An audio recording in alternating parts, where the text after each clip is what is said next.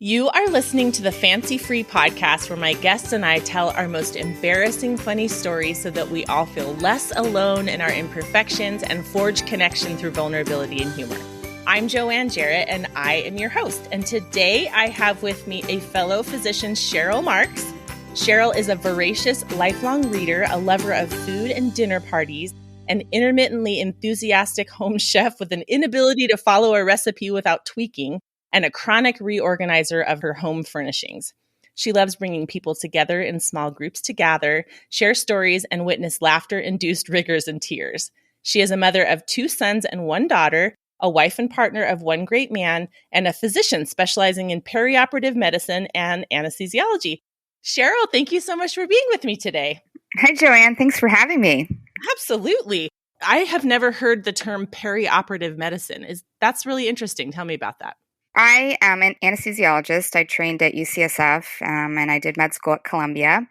And I took a job here in Seattle, Washington, where I still live with my family right out of residency. And primarily I work in the operating room as an anesthesiologist, but I also oversee our pre-op clinic, which we call a pre-admission clinic at Swedish Medical Center. And so we get patients optimized for surgery clinically and make sure that all the glitches are worked out so everybody shows up on time and try to improve efficiency in our system and make patients happy.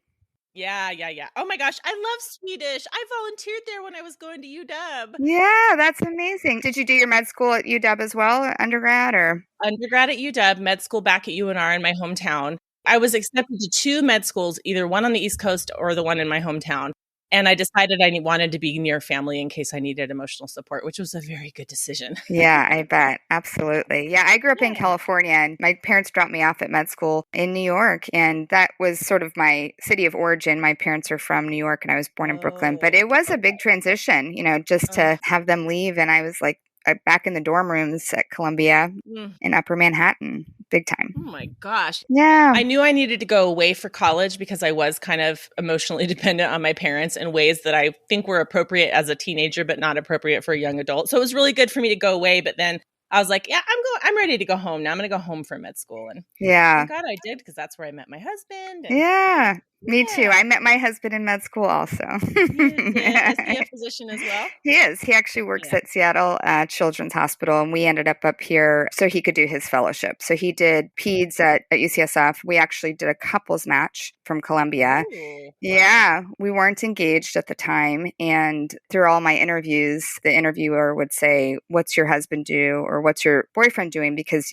with the couples match, the matches have to sort of coincide, so you end up in the same city. And there was a lot of corrections that I had to make around the fact that he was neither my fiance nor my husband. And I thought, God, is this going to work against me? They're going to think I have bad judgment, to be committing my life path to somebody who hadn't proposed. But so be it. You're just a planner, man. That's right. Exactly. When I started dating my husband, I met him at a med school Christmas party. He was working in a physiology lab.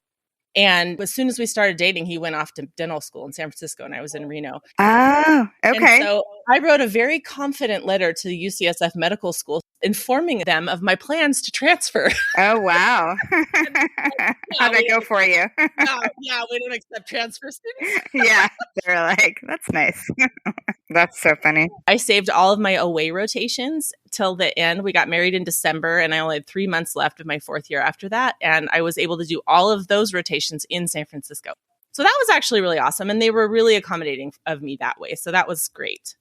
That's great. Then I did get some UCSF experience, which was fun. And I was able to kind of see where my education stacked up and felt really confident after that experience. So that was good. Yeah. It's funny when you're going through the process of applying to medical school, there's sort of these big names out there. And there's allopathic medical school and osteopathic medical school and this and that. And then, now I work with folks who went to med school all over the world, all over the country, allopathic medical school and osteopathic medical school. And in the end, it doesn't matter. Being a good physician often means just being conscientious and dedicated to good patient care. Yeah. The training part of it is helpful, but certainly, I think you get a little bit confused going through the process about what's going to make a good doctor. And oh my gosh, I'm so glad to hear you say that. I totally agree with you. Your education is mostly what you put into it and being conscientious and making sure that you're doing your very best at all times. Yeah, that's so true. I will say those first few weeks at Columbia, I went to UCLA as an undergrad, which is a great school and definitely just like my happy place. But just sitting around in that big circle and going around and saying where you went to undergrad. And it was, I think probably 60% of my class had gone to Harvard, Yale, or Princeton. Oh, Lordy. You're like, I'm not intimidated at all. Not at all. You were all good though. It reminds me of my first, I guess it was my first few biochemistry classes. All the kids who had been scribes in the ER knew all the abbreviations. And I was like, I know nothing. No.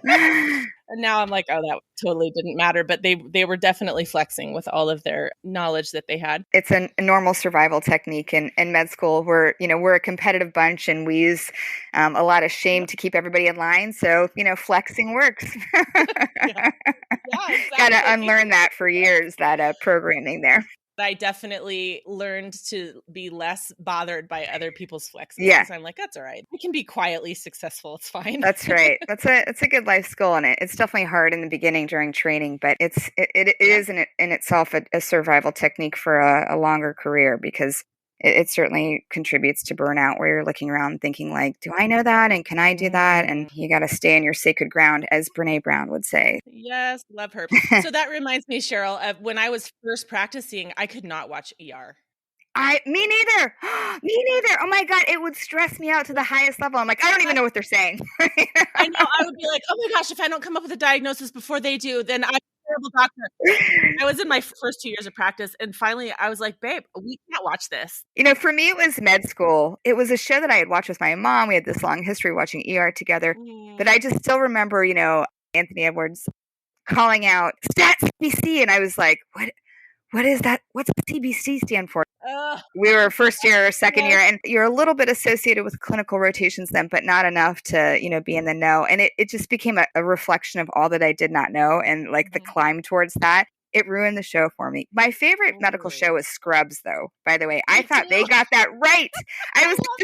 When people are like, do you watch Grey's Anatomy? I'm like, no, friend, that's not how, the hospital works. Okay. The hospital is gross. Like no one's having sex in the closet there, but there's no sexiness occurring. Right. I was like, there's MRSA. We're all clearly aware. But Scrubs, I was like, this show is brilliant because it really did in its own funny way capture the dark humor and the chaos, but also the camaraderie and the collegiality in such a funny and compassionate and vulnerable way. That was my favorite show. And it's still to me the most accurate depiction of medical practice that I can think of. Oh my gosh. Awesome. This interview is going to be so valuable for people who are thinking about going into medicine. There's all these pearls of wisdom. I love it. I know. Well, fill in the blanks. What did I miss about who you are and what you do? Okay. I think you got most of it right. I have 3 kids, and they are 2 boys, 10 and 12. And then I gifted myself with the 40th birthday present and had my daughter. Oh my gosh. And she's 4. Yeah. And she's cute. So she's the little flame that we all kind of warm ourselves around. So that's a little bit more about my kids. And I do live in Seattle, Washington still, and have been here since 2007. Awesome. Well, let's get to know you a little better with some rapid fire questions. Okay. What's your superpower?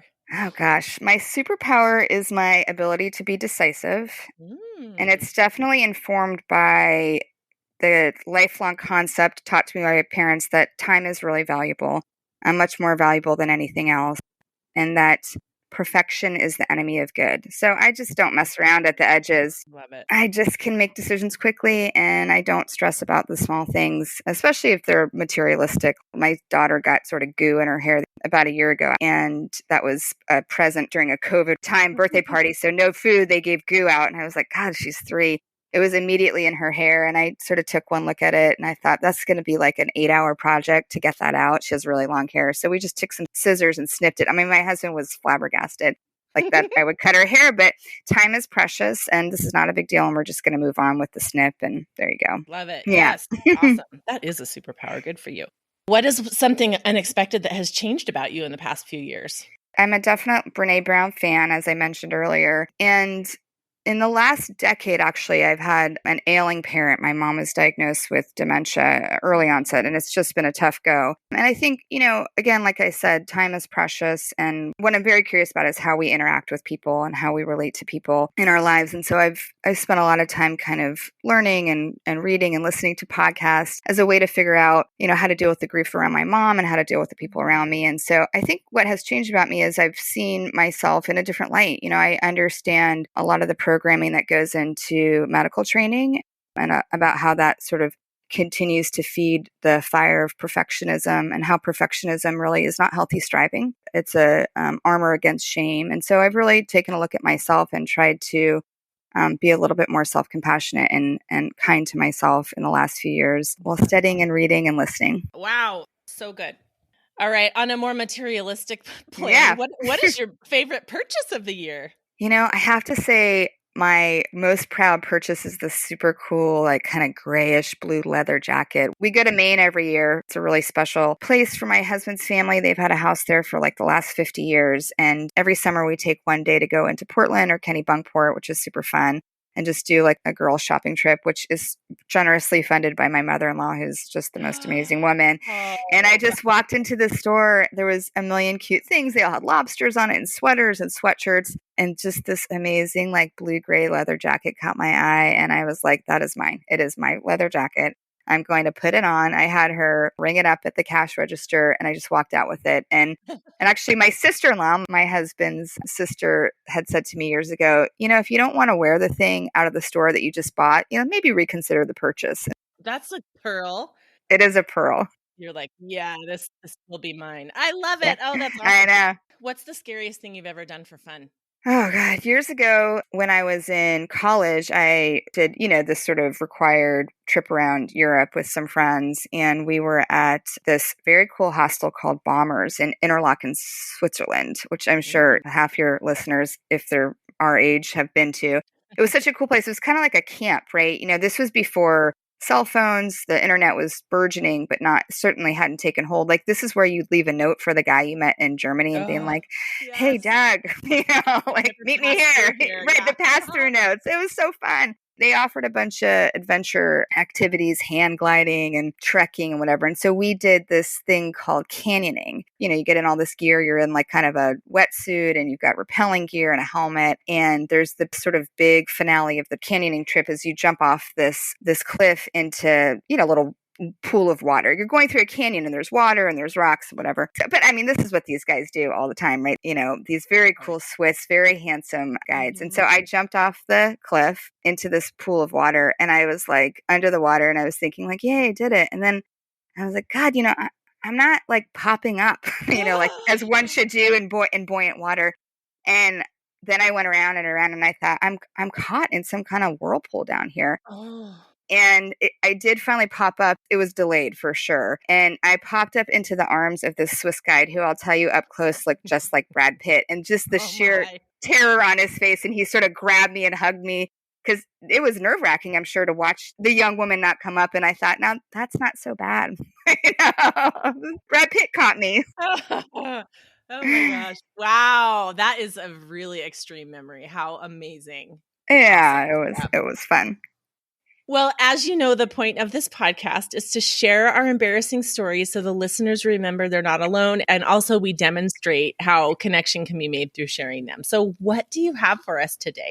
My story is about kind of my courtship with my husband ending in our first date.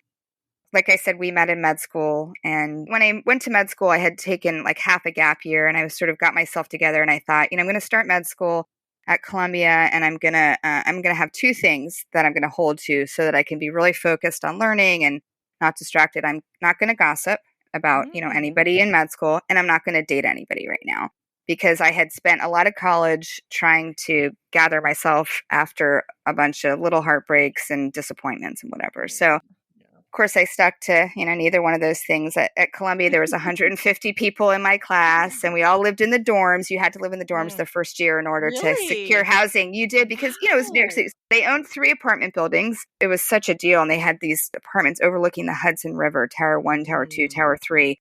Beautiful, beautiful, large apartments. But in order to be even in the lottery for that, you had to live in the dorm. So I was 22, but there were people that had gone back to med school after, many years. So there were like Yeah. people like 25, 30, like living in the dorms. And these were old dorms. They had co-ed bathrooms. Okay. Co-ed bathrooms, Really? co-ed showers. What? Some people just went with it, like just schlepped that anatomy book right into the potty sitting next to the guy next to him. I was like, whoa, that's so bold. Good for you. But anyway, so we're all living in the dorms. So like the idea of no hookups, no gossip, and no dating was just like Not gonna happen. just like a ridiculous pre-existing delusional notion that The record scratch sound effect. Not gonna happen. totally. By the way, of the 150 people in my class, there were 7 couples. So 14 people married each other. That does not account for the hookups. Amazing. 10% of us married each other. My husband, we all met in the first few days of med school. And, you're making like very quick judgments about people and also you're wondering like, what do you see about me? And so we met and I thought, oh, okay, cute, asexual mountain man, a lot of blonde curly hair and a big beard and a fleece, next and going on and so on and so forth. And then he actually went to high school with the woman that lived next door to me. So he'd sort of swing by, to say hi to her and he'd kind of knock on my door and his sister was getting married. He wanted to know if he could borrow like a book of poetry I had to find a quote. And I was like, yeah, sure. And so gradually we became friends and started spending time together and studying together. And then one day I was sitting in my bed and he was sitting in my chair and we were talking and I looked at him and I thought, oh God, I'm seeing him for the first time and he's quite beautiful, gorgeous and fun and very sweet. And so I started to sort of like him, and we've been spending this time together. We were studying anatomy together. I mean, this couldn't be more cliche. So this was the first quarter. So we're like studying like the perineum, we're like quizzing each other on the cremaster reflex. For those of you who don't know, is when you scratch the inside of a man's thigh, his scrotum will contract. Okay.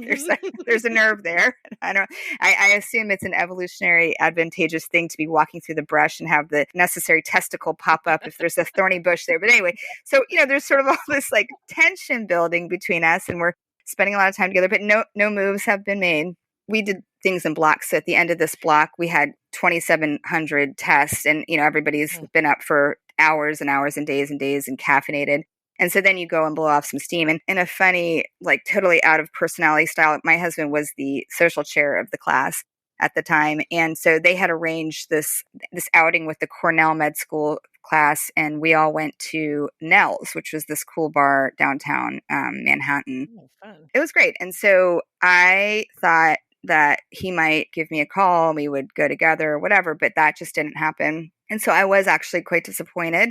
But I thought, whatever, I'm not going to, I'd promised myself I wasn't going to get into this chaos. And my girlfriends and I were getting ready to go out and meet everybody down at Nell's. And I thought, I'm not going to shave my legs. Like I am kind of a hairy person and there's just a lot of grooming that happens. And I was very, very tired. And I thought, makeup, lipstick, a cute outfit, it's good enough. I'm not going to shave my legs. And so I was wearing a cute turquoise top from Club Monaco and these like flared black pants. This is 22 years ago, by the way, but I do have a memory for my outfits. And I had these like Kenneth Cole shoes on. They were like open-toed flats or open-toed platform wedges or something like that. So we go down to Nell's and we're, having a good time and we're at the bar and my husband, Heath, and one of my other friends from med school, Dave Benita, great guy. The three of us were talking and Dave had a girlfriend. She was sort of remote at that point. And so we were talking about gifts and we were talking about shoes. And he said, oh, I like your shoes. Dave was like very, into style and fashion. And my husband was sort of just like hanging on to this. And he said, can I see your shoes? And I was sort of like, yeah, okay. And he goes to take a look at the shoes. And then my husband gets in on this conversation. He goes, oh, those are cool. And he grabs my foot, to look at the shoes. And at that point, I'm wearing these like flare pants, which were the style then. And they start to flare back. And I thought, no, I really haven't shaved my legs in like 2 weeks now. Like there's a lot of growth there. And so I'm starting to panic a little bit. Like it's not that dark. They're going to really visualize like the hair growth. Right. And they might feel it. So I'm sort of balanced a little bit on one foot, kind of leaning. And my husband has my foot in his hand and I fight back. I start to like pull my foot away and they're holding it and you could just see it in slow motion. I just start to topple. So I'm waving my arms backwards and I end up like flat on my back in the middle of this bar at Nels. By the way, I didn't even care about that. That wasn't the embarrassing part. I was just so happy that they didn't get a good look at my hair. But those two, they both, like, it was, I still have such warmth and love for both my husband and Dave Benita for just grabbing me right under the armpits and getting me upright in a second. I mean, their faces were ashen. They were just like horrified that they had knocked me over in the middle of this bar. And I was kind of like moving on, you know. Anyway, so that night my husband and I were dancing at Nels, and he did plant one on me. Good for him. And we took a cab back home or back to our dorm. You know, we lived 3 floors apart. And he said, "Would you be up for spending the night in my big burgundy bed?" And I was like, "Sure, I would." And also, I haven't shaved my legs in like 2 weeks. And he laughed. And I did have to reveal because I thought, I'm going to come clean. Yeah. I'm not going to shave him right now. It's 2 a.m. That's right. Yes, I'll be there in 30 minutes. You get there and he's totally zonked out. That's not exactly. I was like, there's not going to be a turnaround time here for that. So that was my date story, and the rest was history. It was funny. It was a very close-knit, dare I say, gossipy group of people who my med school roommates are like cousins, right? Like we just know each other for life now. And about 9 a.m. that morning, there was a knock on my husband's door, the dorm room. And so he opened it like 2 inches, and it was one of our friends like peering in, being like, "Hey, did you and Sheryl go home together?" You know, like, and he was like, no, we didn't. You know? And I thought, bold. That was bold to come to the door. That was really bold, and it's really early after a night of drinking. Good Lord. I know. I was like, why are you here at 9 a.m? Yeah. And then I love that he tried to tried to protect. We kept it quiet. Yeah. Yes. I will say that particular friend, in thinking about it, I think he was probably just getting in. You know, like, yeah. Okay, that makes a lot more wandered sense. into the dorm at 9 a.m. I was like, I'll stop by and see if Heath's around. Yeah, totally. That's hilarious. Oh, Lordy. Oh my gosh. I love that. I'm so sorry you fell in Nels. I'm so glad that you didn't suffer a head injury. That would have been horrible. Yeah. I love that they picked you up so quickly. So fast, and you're both ashen. That's adorable. Yeah. You're like, okay, these are good people. It's the marker of a good man. Exactly. They were like, a bit shaken. I was like, these are gentlemen here. They weren't standing there laughing at you. They were like, get her up, get her up. Totally. Yeah. Oh, it warms my heart. It's so sweet. Yeah, totally. And the fact that the tension was building for so long. And it was. I was thinking you were going to say, oh my God, he's touching my leg. I can't even. I'm not holding out any longer. But it went a little different direction. But then totally. You guys did end up hooking up. I love it. That's so cute. We hooked up that night. Yep.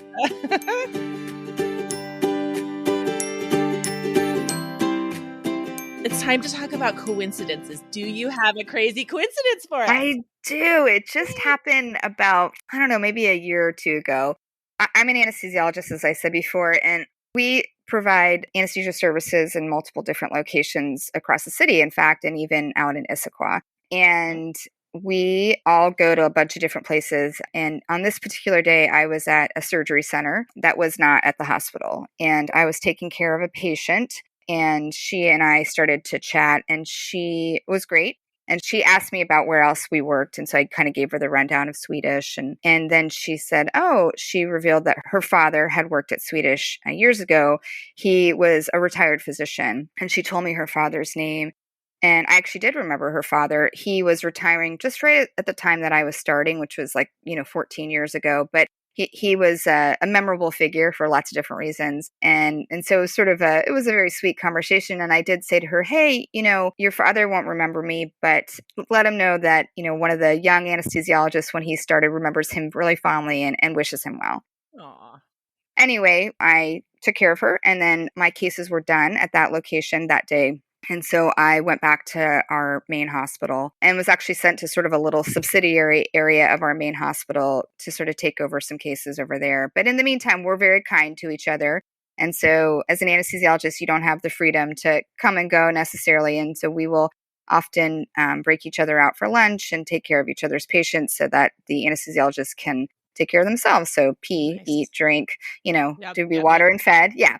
And so I offered one of my partners and friends a break, and she said, yeah, sure. This is the same day, by the way. She said, hey, I'm taking care of this patient. And she gave me the usual clinical sign out, pertinent medical issues, what was happening in the field, the type of anesthesia. And by the way, in this particular case, the patient's head was away from me. But it's, patients often have a breathing tube or they have drapes over them. Like you can't always see faces. And I hadn't looked at the medical record at that point. And she said, yeah, I don't know if you remember this patient, but he's a retired physician from Swedish and he worked here and he retired around the time that you and I started.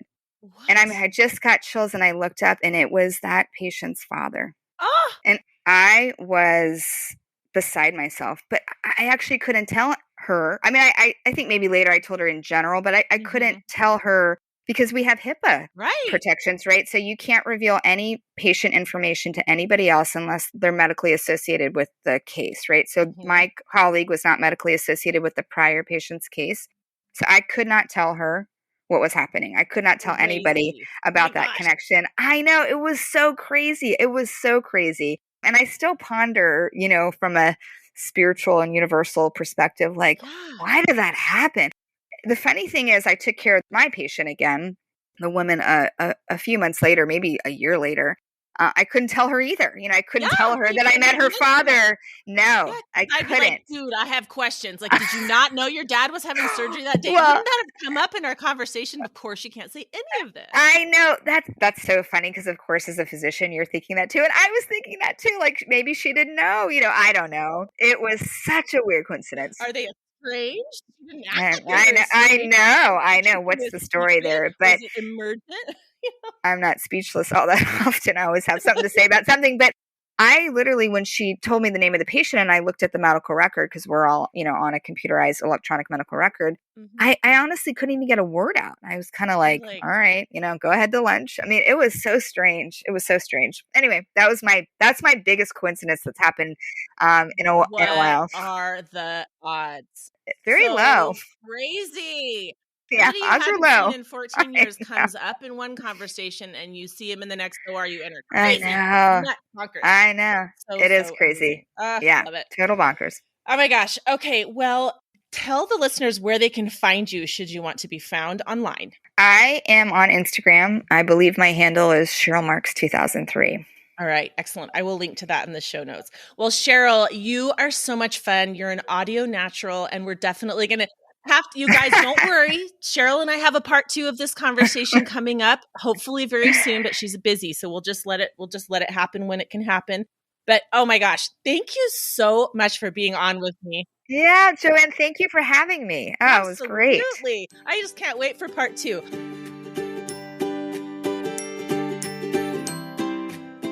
Oh my gosh, you guys, that was so much fun. Even after we stopped recording, we chatted for a while longer, and Sheryl is awesome to talk to. It's always fun to reminisce and chat about medicine with other physicians, and she's just a joy. So I'm so excited to tell you that she's going to be coming back for another episode.